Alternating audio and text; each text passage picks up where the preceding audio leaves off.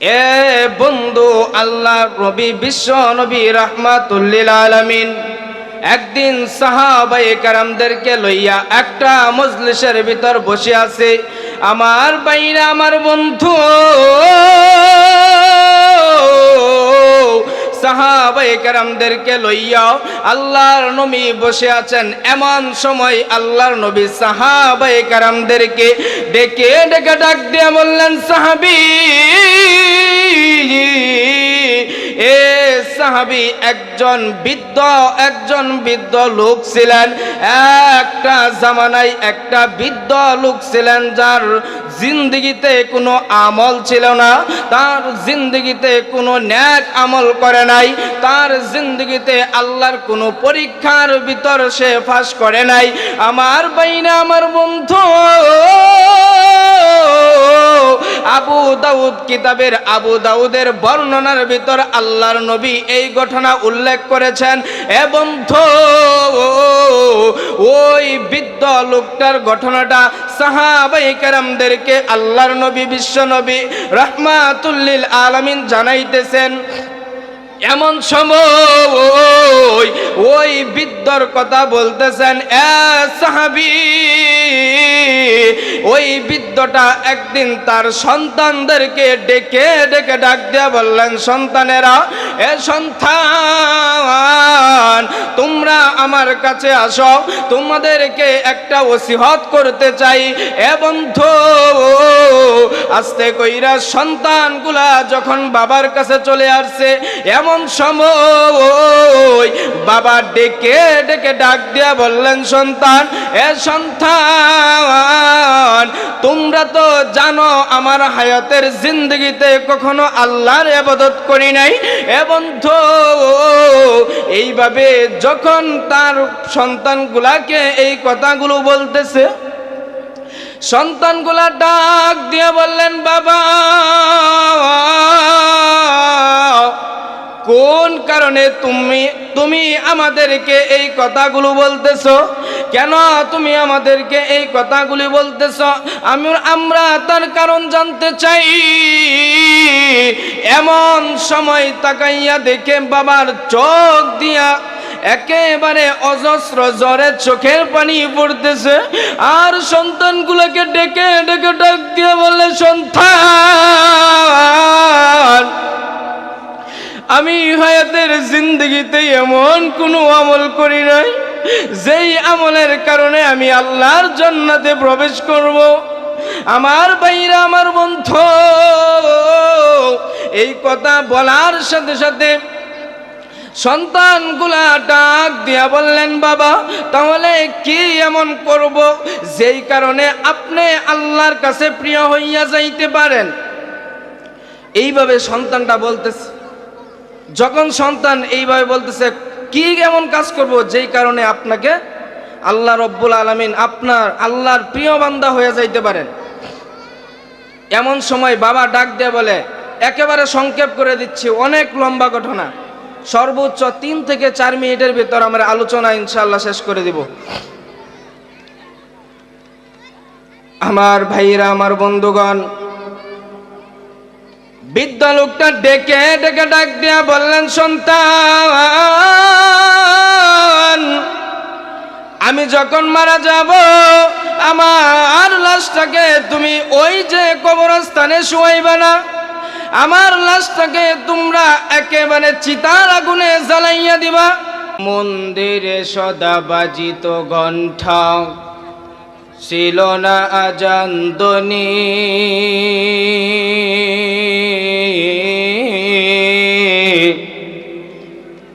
সে আধার জগতে এসেছিলে তুমি, হে সাধক রব্বানী। মানুষের মাঝে মানুষ রূপে জন্ম নিয়াও, মানুষের মন করিলা জয়।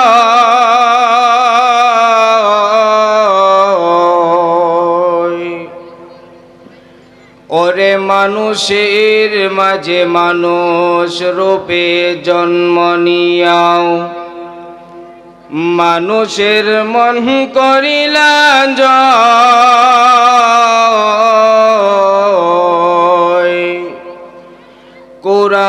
দিয়া, হাদিস দিয়া, ভালোবাসা দিয়া, অন্তর দিয়া, মন্ত্র দিয়া নয়, আইশে ইশরত के लिए इंसान ही याद रफ्तो बंदा है मेहमान ही दार फानी की सजावत करना जा लेकी उसे अपना असली घर सजा। अल्हम्दुलिल्लाह তালিমুল ইসলাম কওমি মাদ্রাসা কর্তৃক আয়োজিত আজকে এই জালিসুর রহমান জান্নাতি বাগানের সম্মানিত সভাপতি সাহেব মুআজ্জাজ মুকাররম হযরত উলামায়ে কেরাম সকলকে জানাই আমার পক্ষ থেকে আন্তরিক মোবারকবাদ।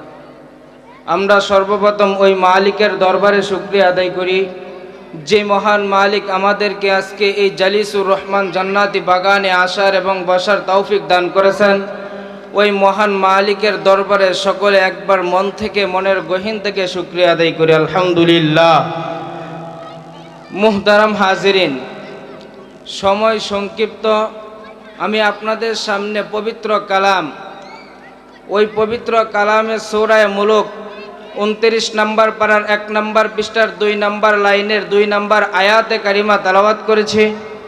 বিশ্বনবী সাল্লাল্লাহু আলাইহি ওয়াসাল্লামের অসংখ্য অগণিত হাদিস থেকে একখানা হাদিস পাঠ করেছি। এই আয়াত এবং হাদিসকে সামনে রেখে কিছু কথা বলবো। আমা তৌফিক ইল্লা বিল্লাহ।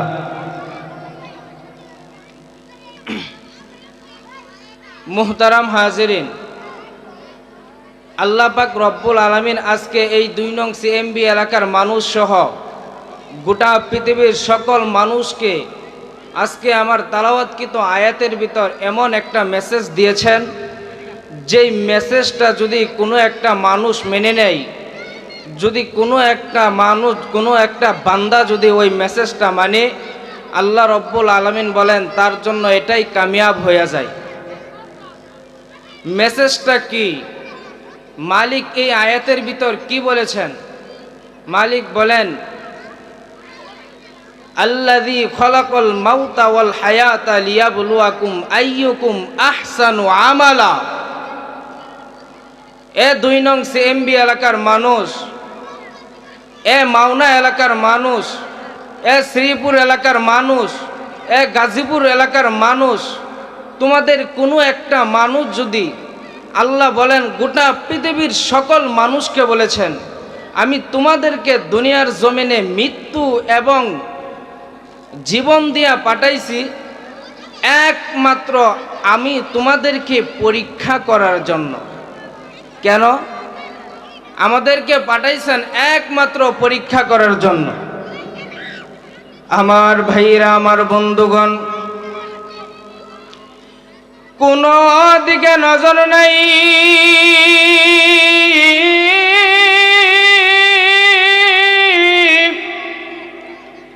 একমাত্র দিলটাকে নরম করে দিবে,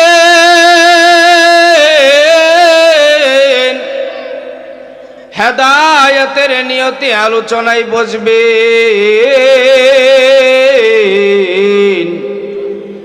হইতে পারে আপনার আমার জন্য এইটা নাজাতের জরিয়া হইয়া যাইতে পারে। আমার ভাইরা, আমার বন্ধুগণ,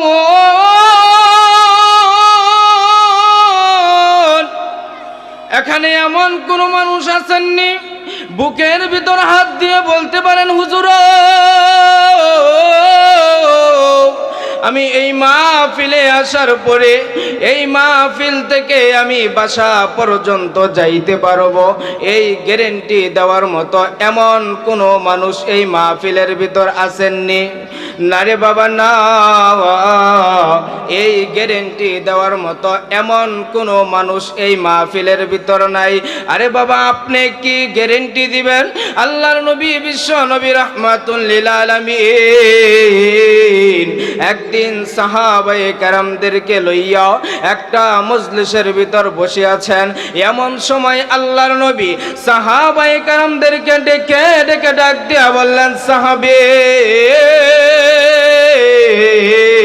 তোমরা তোমাদের মৃত্যুটা কতটা কাছে মনে করো, তোমাদের মৃত্যুটা কতটা কাছে মনে করো।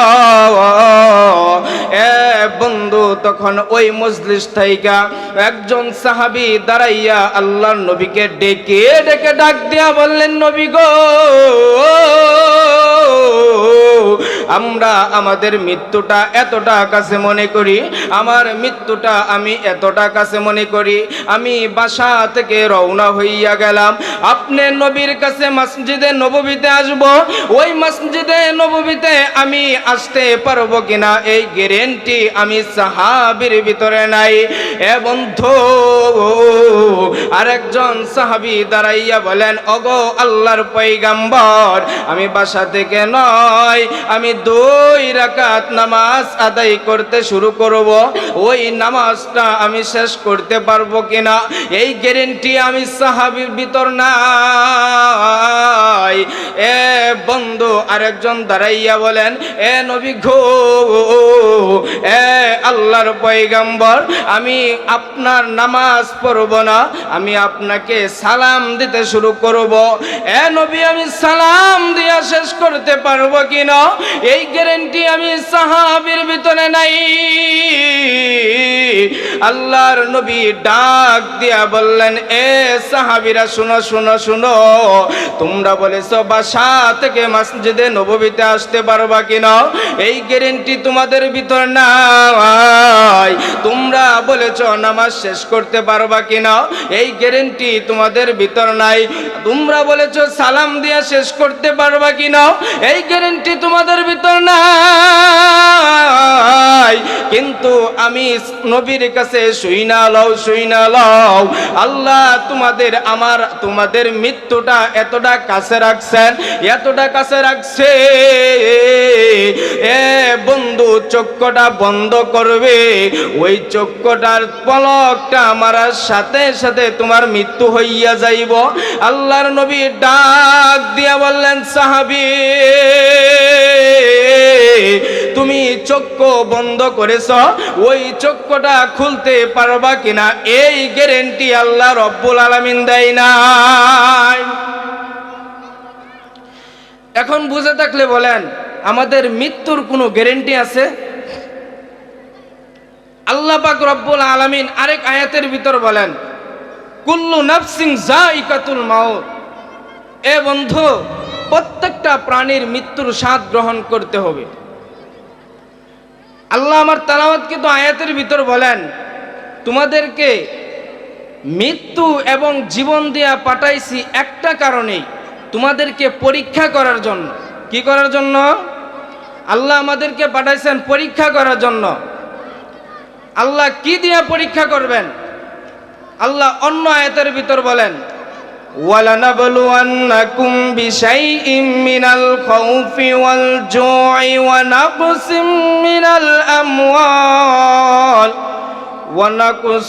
مِّنَ الْأَمْوَالِ وَالْأَنفُسِ وَالثَّمَرَاتِ وَبَشِّرِ الصَّابِرِينَ।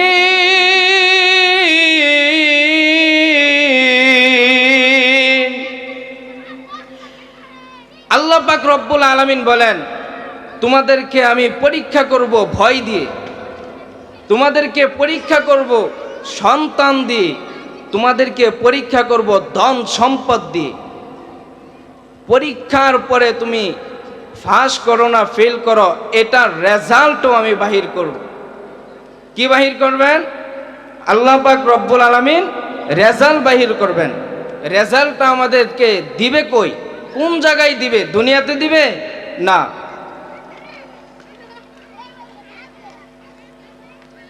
আমাদেরকে রেজাল্ট দিবেন, ওই রেজাল্টটা দিবে কোথায়? কিয়ামতের ময়দানে। যদি আপনার আমল নামা যদি ভালো হয়, মালিক বলেন, তাহলে তোমাদেরকে একটা কামিয়াব হইয়া যাইবা। তোমাদের কামিয়াবি বলতে কি বোঝায়? সূরা ফাজরের একেবারে শেষের আয়াত, ফাদখুলি ফি ইবাদি ওয়াদখুলি জান্নাতি, তোমাদেরকে জান্নাত দিয়া ধন্য করে দেব। জোরে কোন সুবহানাল্লাহ।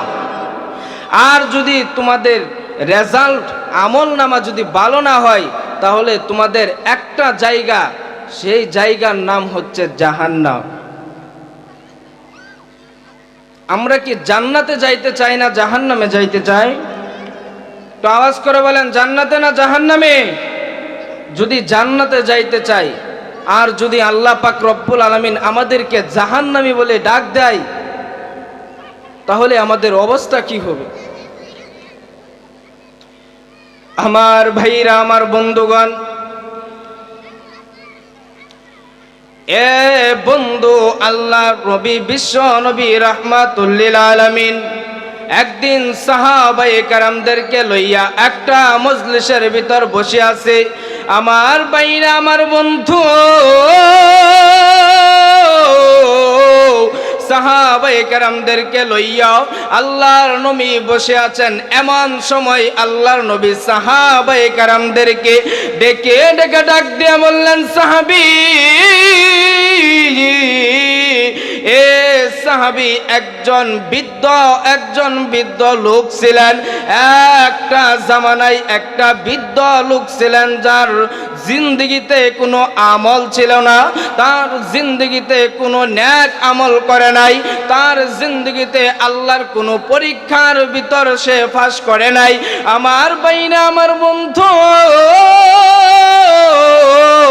আবু দাউদ কিতাবের আবু দাউদের বর্ণনার ভিতর আল্লাহর নবী এই ঘটনা উল্লেখ করেছেন। এ বন্ধু, ওই বৃদ্ধ লোকটার ঘটনাটা সাহাবায়ে কেরামদেরকে আল্লাহর নবী, বিশ্ব নবী রাহমাতুল লিল আলামিন জানাইতেছেন। এমন সময় ওই বৃদ্ধর কথা বলতেছেন, এ সাহাবী, ওই বৃদ্ধটা একদিন তার সন্তানদেরকে ডেকে ডেকে ডাক দিয়া বললেন, সন্তানেরা, এ সন্তান, তোমরা আমার কাছে আসো, তোমাদেরকে একটা ওসিয়ত করতে চাই।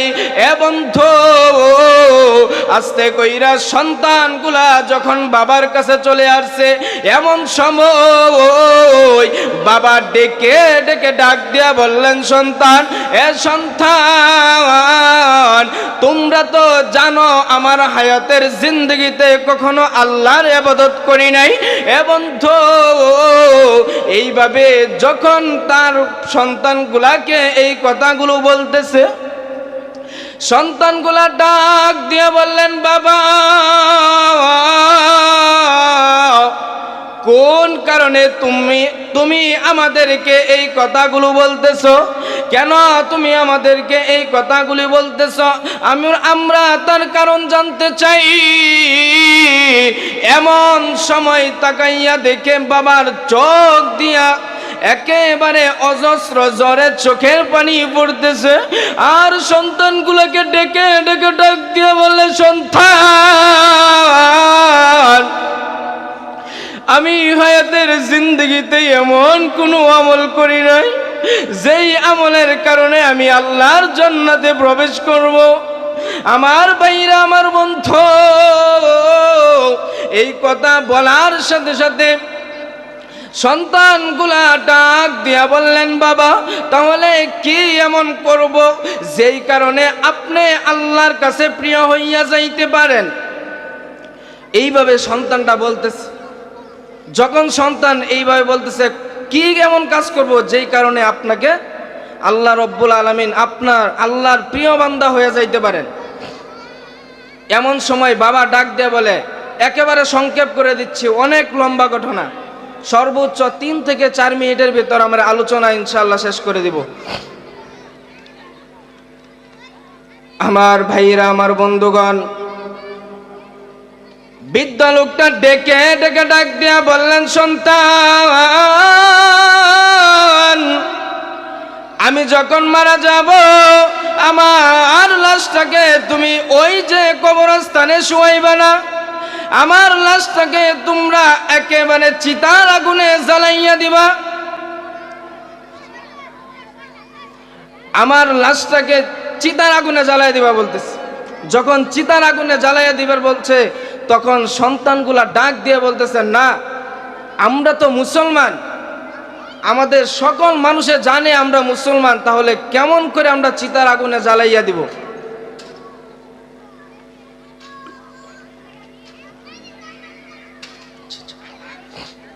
তাহলে কেমনে চিতার আগুনে জ্বালাইবো? মানুষ আমাদেরকে খারাপ ভাববে, মানুষ আমাদেরকে সমাজ থেকে আলাদা করে দিবে, কারণ আমরা মুসলমান। কথা কোন ঠিক কিনা? মুসলমানের লাশ কখনো কি আগুনে পুরায়? কিন্তু বাবার ওসিয়ত হচ্ছে এটা, আমার লাশটাকে তোমার আগুনে জ্বালাইতেই হবে, কারণ আমার হিসাব কিয়ামতের ময়দানে আমি দিব, তোমরা কেউ দিবা না। আল্লাহ বলেন সূরা আবাসার ভিতর বলেন, ইয়াউমা ইয়াফিরুল মারউ মিন আখি ওয়া উম্মিহি ওয়া আবি ওয়া সাহিবাতিহি ওয়া বানি লিকুল্লি ইমরিইম মিনহুম ইয়াউমা ইদিন শা'নুন ইয়াগনি। আল্লাহ বলেন কিয়ামতের ময়দানে মা সন্তানকে দেখে পালাইবে, সন্তান বাবাকে দেখে পালাইবে, এইভাবে আস্তে করে যে যাকে দেখবে তাকে দেখেই পালাবে, পরিচয় থাকলেও বলবে তাকে চিনি না। এজন্য সন্তানগুলা যখন এইভাবে তার বাবার ওসিয়তটা মেনে নিছে, আস্তে করে কিছুদিন পরে মৃত্যুবরণ করছে। মৃত্যুর পরে কি হয়েছে ঘটনা শুনতে রাজি আছেন? শুনবেন? মাত্র 3 মিনিটের ভিতরে শেষ করে দেবো ইনশাআল্লাহ। আমার ভাইরা, আমার বন্ধুগণ, আস্তে কইরা বৃদ্ধ লোকটা যখন মারা গেছে, এমন সময় সন্তানগুলা একটা আগুন জ্বালাইয়া